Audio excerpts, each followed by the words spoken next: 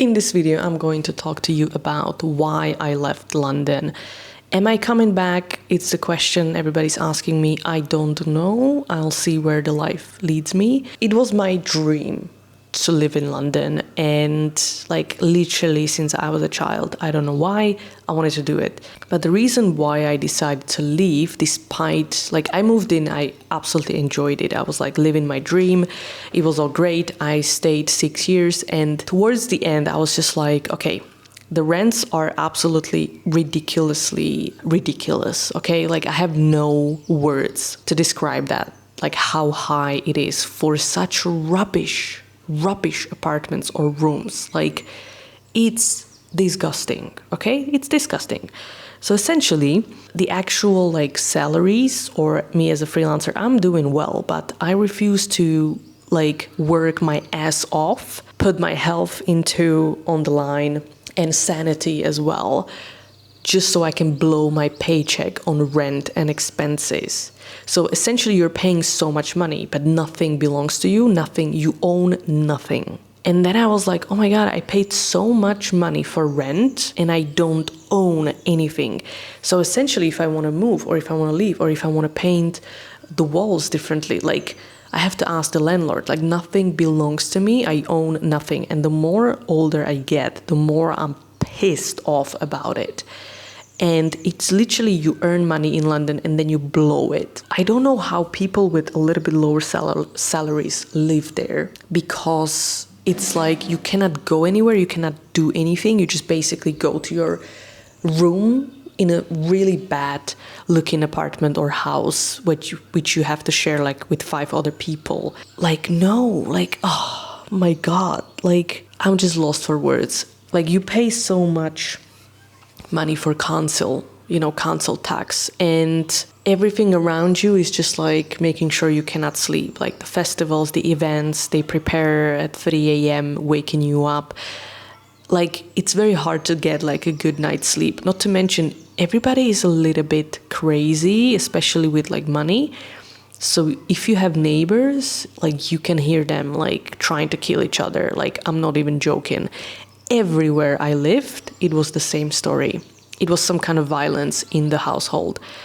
And it's becoming really ridiculous. And I was I do not want to wake up at 6 a.m. on Sunday to this, because it brings such a negative kind of thoughts and negative vibe into me. I refuse to live like that. Really.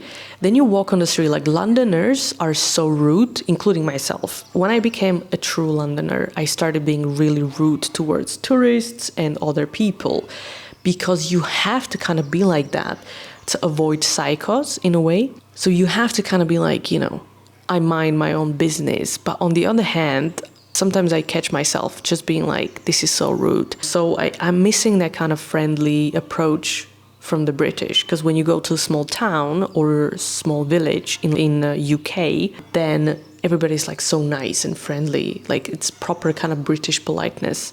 I love London in terms of people that I met, and I had to go through all those rude people and people who meet you, and then essentially it goes there's no contact or anything. So it's very hard to build relationships and friendships. So once you build them, you really cherish them. And I met some amazing people, even though it took me forever to find them.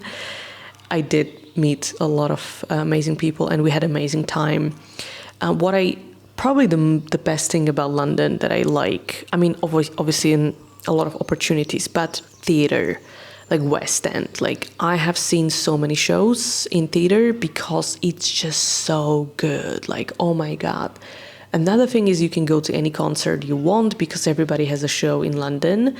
I'm kind of, I don't know, feel too old for that now. But yeah, there's availability and opportunity to do that. Incredibly convenient. Of course, the transport, the food, anything that you need, anything that I can order something from Amazon and it's going to be there sometimes the same day, sometimes the next day. It's just so convenient, which is good, but also bad at the same time, because then you get comfortable. If you get too comfortable, what kind of life is that? You're very scared to kind of try new things. go to new places and so on. Like, it's not always good to be comfortable. Let's put it this way. Obviously, multiculturalism is interesting. Like, I have met people from all around the world in London. It can, like, obviously I am a foreigner as well, but I feel like London is losing a little bit of British culture. So obviously if I wanted to go to, like, if I wanted actual British culture, I would go to like a small village in the UK. But I want to kind of experience that in London, you know, like, I don't know, maybe I am small-minded or something, I don't know. But I would like to, like, get that, you know, when I walk on the street, I don't need to hear foreign music. I want to hear, like, the British music from the restaurants, from the shops, from the pubs. I want to see British flags, English flags, and not other countries' flags from your window. Like, I just kind of feel like, I know London is not really, like, it's, people say like London is not really the UK anymore, which is kind of true. But yeah, like, I like British culture, so I kind of came for that as well. But I'm not sure I got it. But yeah, jokes on me anyway. So yeah, it's a little bit different. So the transport, as I said, I think it's great. It's just when you go on a strike and, like, you just mess everybody up and nobody's doing anything about it, like underground strikes, TfL strikes, trains, which are incredibly expensive. But yeah, I'm not gonna go there, like, how expensive the trains are. So anyway, I moved to the city towards the end, and I was able to kind of like walk anywhere that I wanted, which was amazing. And yeah, that leads me actually to horrible weather. So it's not that rainy, so people think, oh, it always rains. It doesn't, but it's always cold and gray in terms of the sky. So it's very hard not to be kind of angry or pissed off or depressed or something like that. And you can see it from people. So I'm very approachable. So when I go somewhere, people talk to me naturally. Like, oh, you know, like literally at the post office, like people just talk to me about like racism or how people are rude. I went to Chelsea. I was just taking photographs in Chelsea, and some like old lad, a cabbie, came to me and he was like, oh, like, hello. And he started talking to me, and then he said like, oh, it's not as it used to be, you know, this street was so local and British, and now it's just like nobody wants to talk to anybody. And like, I was just like, why is he telling me that? Like, he just met me. Like, it's just so, yeah. Anyway, like, everybody's complaining when I met them, which, yeah, it's also a little bit like when you are with your friends and sometimes you complain, fine, but like you meet someone completely stranger and they just like are pissed off and complain, and like, I just want, can you give me like some positive vibes? Like, oh my God, seriously. Yeah, it's very hard to continue living in London because it takes all you've got in terms of money and gives you really bad weather, but also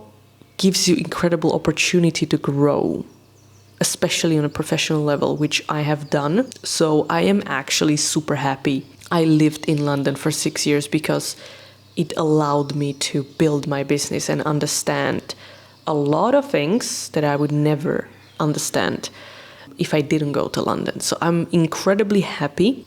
I got a lot of lessons from living in London. I may come back if the rents are dropping. If they drop, I'm back. If they don't, you know, I refuse to pay half of my salary for rent. Like, no. I mean, still living and sharing the apartment or house with other people. I mean, seriously? Welcome to capitalism. This is like the center of the capitalism. So all those negative things you trade for opportunities, you know, which is okay, it's great. But then, like, my priorities and dreams shifted because I realized, okay, so like I wanted to live in like an amazing apartment with beautiful view, have a lot of clients. And I'm just like thinking like, and then what? Like, is this gonna make me happy? Like, really? Like, I don't think so. Right now, I really don't think so. So you kind of have to just, I don't know, understand it's not all about money, I want freedom, right? And money gives you freedom.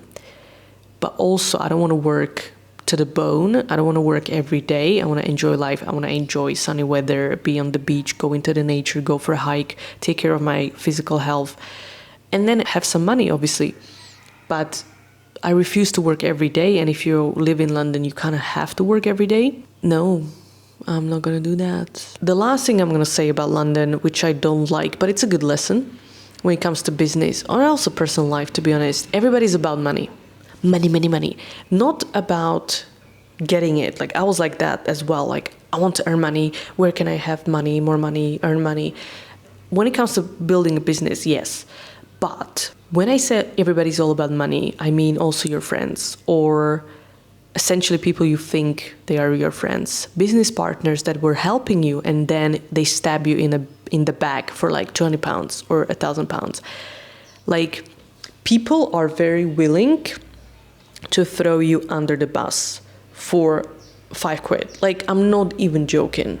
You can go into the arguments, like who pays the bill in a pub. Like, I don't get it. I don't get it. Like, people are so holding on to money, and I understand life in London requires you to like be very good with money and budget, but do not jeopardize your friendships because you want to save money. Like, prime example, yeah. Like, I go and film a podcast with one of my like friends or like contacts, and essentially like, we filmed a podcast. Then I was like, oh, do you want to grab some lunch? Because it's like lunchtime, and we wanted to talk and catch up. So we went and have lunch, and they ordered a water, but it was paid.